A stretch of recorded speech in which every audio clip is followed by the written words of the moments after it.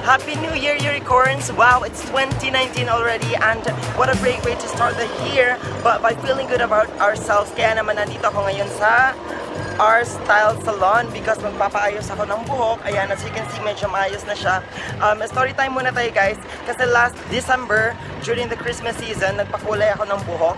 I dyed it gray and then in the process, kinailangan niya kasing i-bleach para ma-achieve yung gray na color and it was bleached twice, kaya nasira talaga yung buhok ko. Actually, one of my friends called it DDD, dry, damage, and dead na raw yung hair ko, kaya naman kinailangan ko siyang i-revive.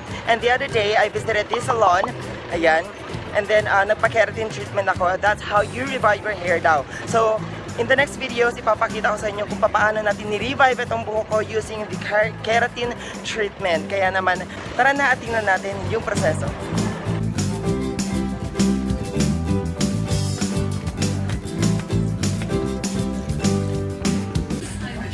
And guys, so magsstart na kami ng aming keratin session, keratin treatment, and this is my stylist, si Werner. Hi Werner. Do you mind na nag-vlog ako? In the hope na ma-revive itong hair natin that was damaged due to bleaching and coloring. Mamaya sabi niya magsstraighten na yung hair ko. Tapos, we started off by washing my hair. Ginawa niya 3 times yung pagwash ng hair. Yung 3rd time, nilid on niya for 5 minutes. Yung keratin na yung ginamit niya, kaya kailangan ganon. And then right now, magsstart na kami ng treatment. So, you'll see the result after 2 hours. I'm not really sure, pero parang 2 hours na.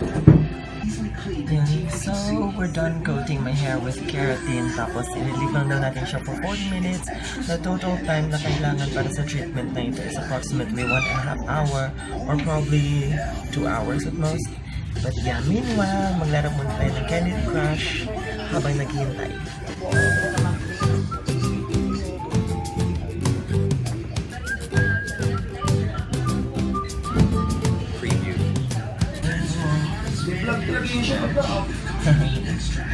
Ma-vlog natin to.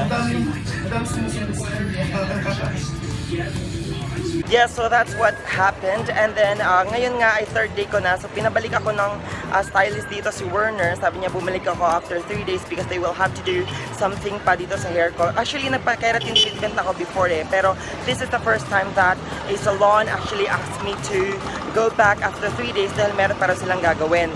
The other salons na napuntahan ko, hindi nila ginagawa yun eh. So, it's really a plus for this salon. So, if you guys want to have this treatment as well, go ahead and visit the salon dito sa Pilar Street, Zamboanga City if you're in the city.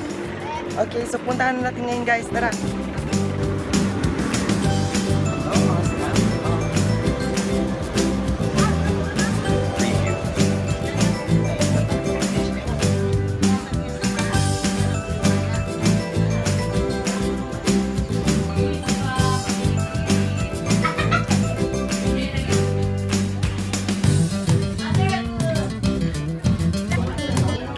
Yan, so tapos na tayo guys. Ito na yung final result. Kita nyo naman, buhay na siya ulit. And hindi siya mukhang, ano guys, hindi siya mukhang yung parang super rebonded. Natural lang talaga siya. Which I really, really love. Ayan, tapos 2 days daw magsistay yan sa hair, wag basain.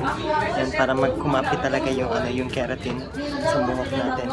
So yun guys, I really recommend this to you kung gusto nyo buhayin ulit yung buhok ninyo. And kung may balak kayong magpa-straight ng buhok, tapos ayun yung super rebonded na style. Ito, keratin treatment ang gagawin ninyo.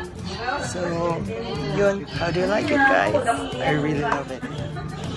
Yun. So, before you go, guys, make sure to subscribe to this channel and hit that notification bell para updated kayo sa mga grooming videos and skincare videos.